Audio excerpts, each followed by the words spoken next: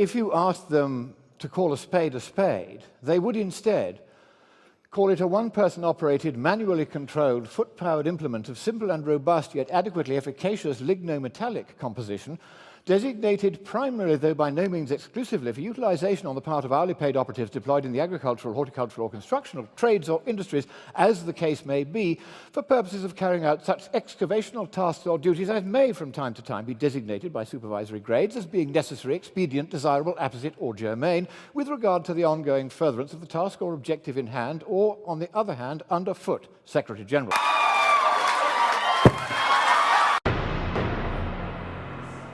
Our next speaker is Lord Christopher Monckton, Viscount of Brenchley. And I want to thank Lord Monckton for coming here all the way from the Highlands of Scotland. Wonderful to be here. Thank you. Bless you, Moses. Lord Monckton is, in my opinion, the very best of a small but hardy band of skeptics who try and hold back the tidal wave of conventional thinking, accepted thought, what is called settled silence in this discussion about climate change. But I think the tide has begun to turn. The numbers on his side are beginning to swell, and I think you'll begin to see why when he gives you his little talk. Thank you very much. Thank you, sir.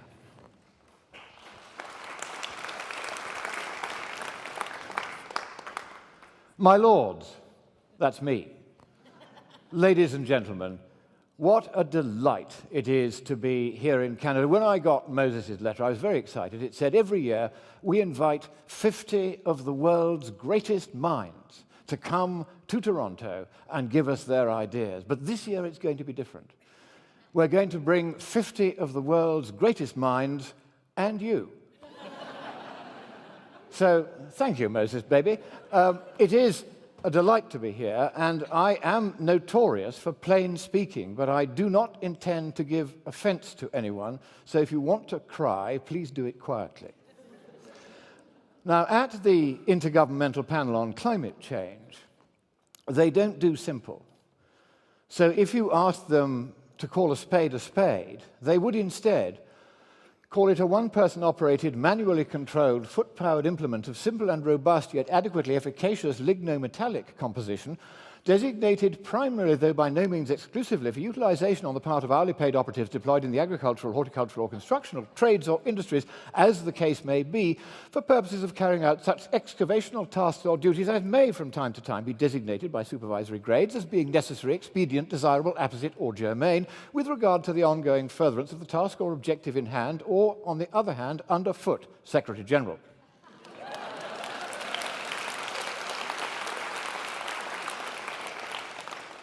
Now, part of the problem with the climate debate is that so much gasboard language like that has been used, and there's been too little plain scientific and economic thinking. And so the entire political class has been captured by an idea which, as always with the best bad ideas, has a grain of truth in it, which is then exaggerated beyond all reason. This has happened before. One thinks of the Dreyfus case, for instance, when we go back to France. And there, an officer of the French General Staff was arrested, tried, and sentenced to 10 years torture and imprisonment on Devil's Island for having committed a spying crime which he had not committed. And the entire establishment covered up, even when they realized they got it wrong. And one man decided that this was not right, it should be corrected, and eventually persuaded Émile Zola, the great journalist of his day, to write an article in the only newspaper that would allow the unofficial side of the story to be given. And it was called, and I'm going to call my talk today in honor of the Québécois. Are there any Québécois in the house here today? Very good. Give them a round of applause. They need all the help they can get. And so I am going to begin my speech in French with the words j'accuse. And that's the end of the French bit. Now, I'm going to do what Zola did. I'm going to read to you a letter to your Prime Minister, just as he wrote to his President. Letter to the Honourable Stephen Harper, Prime Minister of Canada. Sir, it is an honor to stand upon the soil of a noble nation, devoted to liberty, and governed by one who is not ashamed to express that devotion. In this great city, not 4 weeks ago, you said of the generations to come, they must be forever reminded, forever, that the freedom and peace they stand to inherit was earned through struggle and sacrifice, and must always be cherished as a precious and unique thing. During the 20th century, communism's poisonous ideology and ruthless practice slowly bled into countries all around the world on almost every continent. The result was nothing short of catastrophic. More than 100 million souls were lost, an almost incomprehensible number. Our hearts break for those who suffered, and we mourn for those who were crushed. In Canada, we feel this pain so acutely because nearly 1/4 of all Canadians were either held captive by communism's chains or are the sons and daughters of those who were. Recent events in the Ukraine are a warning. The fascist and communist regimes of the 20th century were transient but murderous species of an eternal menace that the political philosophers of early imperial China, meditating upon the fundamental divide in politics that subsists to this day, characterized as legalism. Today we call it totalitarianism. Against it, they placed Confucianism, which we call libertarianism. Legalism is the antithesis of liberty. It demands absolute unanimity on pain of death. The breaching of the Berlin Wall and the melting down of the Iron Curtain marked not the end of totalitarianism, but the end of its confinement. The new menace to liberty is groupthink gone global. The globalization of groupthink is guilefully disguised under the green fig leaf of pietistic environmentalism. From behind that fig leaf emerges today's tumescent totem of totalitarian tyranny, climate change. At Paris next year, almost 200 states parties to the United Nations Framework Convention will gather to do what they mercifully failed to do in Copenhagen 5 years ago, to formalize the infliction upon their peoples of a binding and irrevocable treaty which, under the guise of addressing the non-problem that was man-made climate change, would establish for the first time in the history of our species a global totalitarian tyranny. Even if our influence on the climate were every bit as great as the agents of this constitutional monstrosity know well by now that it is not, the cost of the measures that they have already enacted and now propose to enact for its abatement would be flagrantly disproportionate to any environmental or economic benefit. Sir, no government that you lead will assent to any such treaty that would put the world in chains. Yet already it has been openly said, not least by Sir David King, Britain's rather implausible climate change ambassador, testifying before the Environmentalist Committee of the House of Commons not long ago, that it will be necessary only to wait for the eventual fall of your government to ensure that Canada too is irreversibly signed up to the new world order, whatever any future electorate may wish. Henceforth, the new totalitarians will openly thwart democracy by the abuse of the treaty-making power to circumvent the convention that no parliament may bind its successors. A parliament is for a few years. A treaty is forever. The cost of this universal tyranny is already being paid in that most precious of all coinages, human lives. In the bitterly cold British winter of 2 years ago, blamed, of course, on global warming, I visited a lady of 85. To my horror, throughout that abnormally long and savage winter, she had been unable to switch on the heating in her home. The price of fuel oil had risen beyond all reason and beyond her means. It had risen chiefly because the British government had irrationally doubled the taxes and charges on energy over the previous 5 years in the name of demonstrating what it bizarrely described as leadership in the fight against climate change, which has been going on for 4.5 billion years. But the British government has come to fight it. In the United Kingdom alone, there are some 24,000 excess deaths of cold every winter. As more and more people installed central heating, these deaths had been declining. Yet in recent years, they have increased again alarmingly as people cannot turn their heating on. In that cruel winter, the excess deaths rose by 7,000. To 31,000. The victims of the climate scam didn't die because the weather was cold. They died because their homes were cold. The British government's climate policy had seen to that. And who will speak for the brutalized, the diseased, and the starving in Africa, in South America, and in China? Ours is the first generation in which the global eradication of poverty and consequently of overpopulation and the environmental degradation of which the previous speaker so movingly and so brilliantly spoke became realistically achievable. Instead, the trillions that could have ended poverty are diverted from the pockets of the poor to the groaning coffers of the rich with the chimera of climate mitigation as the flimsy cover story. More is at stake even than human life.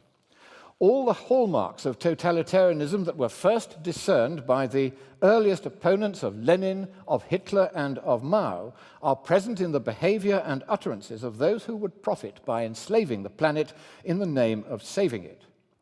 Already, over and over again, they demand the death sentence for treason against the planet or high crimes against humanity, for those of us who dare, on serious and legitimate scientific and economic grounds, to question any tenet of their new and dismal credo.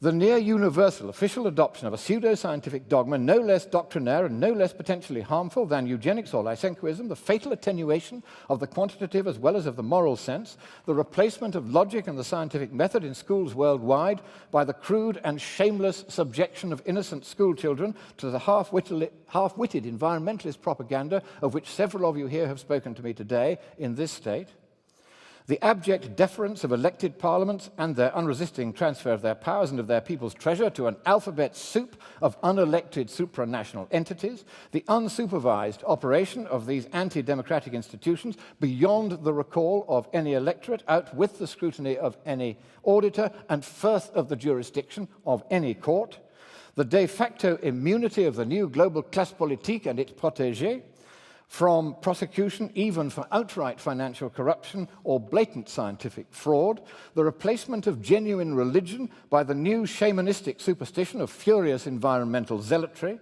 the state's dirigiste neo-monopsony of climate research that purchases the self-interested and instinctually etatiste acquiescence of academia, the glamorous allure of noble cause corruption, the tendency of lobby groups towards profitable extremism, the curious incuriosity of the press, the druidical pietism of innumerate politicians in search of an issue dimly understood, and the coalescence of powerful vested interests everywhere around canting profiteers of doom. All these auguries of impending tyranny have expensively coalesced in the promotion of a pandemic of pusillanimous panic about, of all things, the weather. And that, ladies and gentlemen, is the longest sentence you've ever heard. I accuse the Prince of Wales, Ban Ki-moon, Barack Hussein Obama, Al Gore, and Rajendra Pachauri of preaching self-denial while flagrantly flaunting their failure to practice personally the restraint they so readily and so profitably enjoin upon others. I accuse the European Union, the United Nations, and such-like self-serving entities of profitably exploiting the plight of the poor while shamefully ignoring it.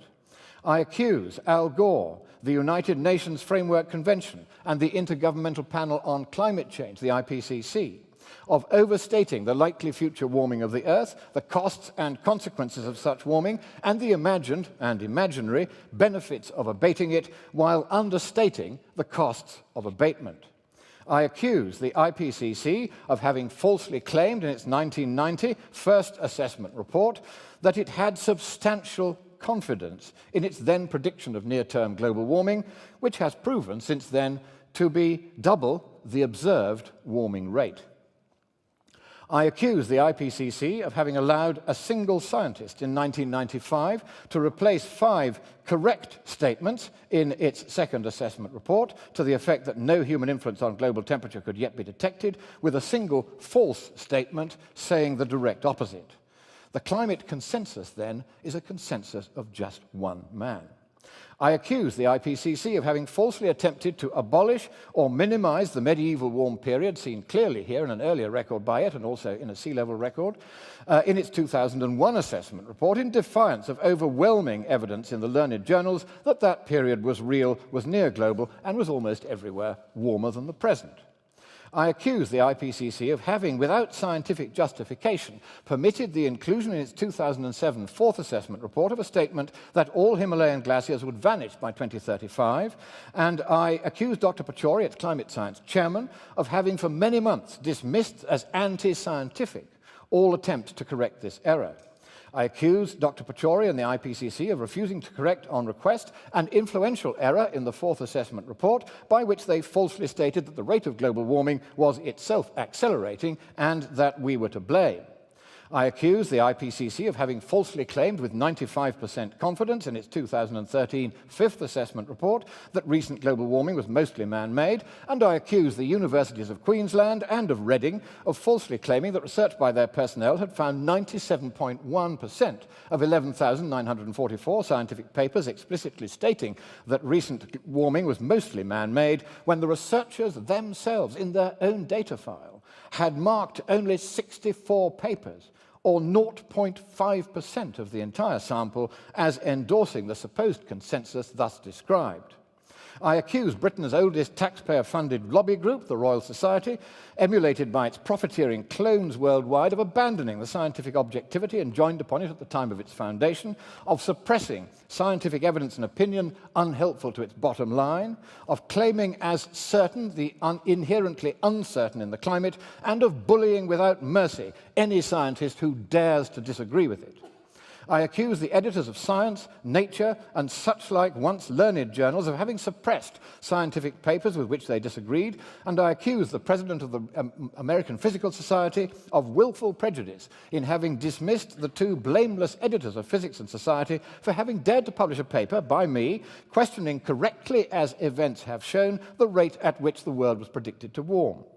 I accuse the vast majority of the global academic and scientific elite of sheep-like silence in the face of the bastardization of science and the repudiation of reason and the scientific method for profit by a greedy but powerful few. I accuse Greenpeace and such-like lobby groups of exploiting the environment as a mere cover for their totalitarian political ambitions and of relentlessly brainwashing their hapless and untutored supporters with scientific misrepresentations. I accuse the world's news media of failing to report almost any scientific evidence or fact, however relevant, casting doubt upon the party line on climate. In particular, that the satellites show no global warming at all for 17 years, 9 months. There is the actual record from the scientists. There is the trend line calculated on it. It is horizontal. No warming has happened for 17 years, 9 months. I bet you haven't been told that before. That sea level may not be rising at all. Green on this graph is the actual measured sea level. Red is what was published. Do you notice the difference between the two? That global sea ice extent, here is the official record, has changed little in the past 35 years. That hurricane intensity, frequency, and duration are just about at their least in half a century. That floods are not increasing globally, that the fraction of the world's land under drought that you see here is not increasing, that wind farms kill rare birds by the million while adding to CO2 emissions and not reducing them, and that the cost of preventing global warming that isn't occurring is 10 to 100 times that of adapting to its consequences, even if it were to occur. Prime Minister, you have done your best to throw into reverse in your country the bandwagon of lies to which the world's classe politique had clung, and clung not for any noble purpose, but instead for reasons of political expediency, social convenience, and financial profit.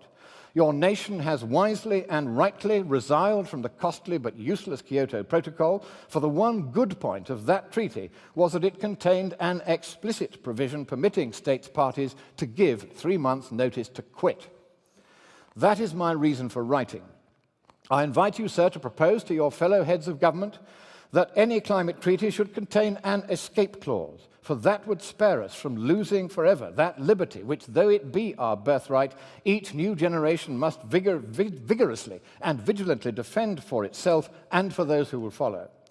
Canada has long stood as a redoubt against totalitarianism and a welcoming foster mother to millions of its victims. By the one small step that I have proposed, you may yet prevent the nations of the earth from committing themselves purposelessly and permanently, not only to a cruel diversion of their generosity from doing good to doing nothing but harm, but also to an abrogation of their sovereignty and of their people's democratic freedom of decision on a vain pretext, which after a few more years have passed, will be seen by all to have been a mere will-o'-the-wisp that vanished away in the kindly light of reason, of evidence, and of events. God bless you, sir, and God bless Canada.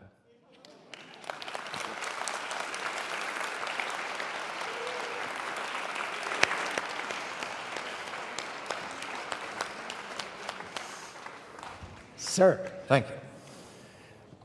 tell them what you really think. I watered it down a bit. I do apologize.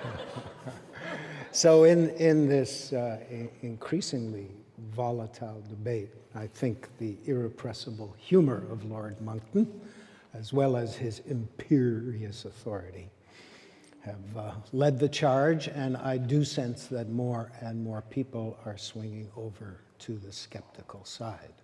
Here in Canada, of course, we face significant rises in hydro costs, and I hate the windmills.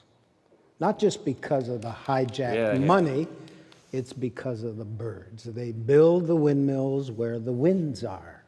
And guess where the birds are? Where the winds are. Lord Benchley, thank you so much. Thank you very much. Yeah. Thank you. Yes, of course. While we're just standing here. That's it. There you go. Okay, Lord. It was a good one. Let's Yeah. walk in the back and take What is the difference between a lord and a viscount? A viscount is a very grand... I've been asked what is the difference between a lord and a viscount. A viscount is very grand and very rare. You are in the presence of greatness. There are only 29 viscounts in the whole world. And 2 of them are here, because not only am I a viscount, but the next speaker, and if you thought I was any good, just wait till you hear him, Matt Ridley, he's a viscount as well. So you've captured 2 out of 29. Keep working at it. You could yet collect the full set. Can you be a lord and a viscount at the same A time? viscount is a lord, but a lord is not necessarily a viscount. I see. You have to be very specially grand. I'll tell you how I got my peerage. I worked really hard at it. I chose my parents carefully. That's splendid.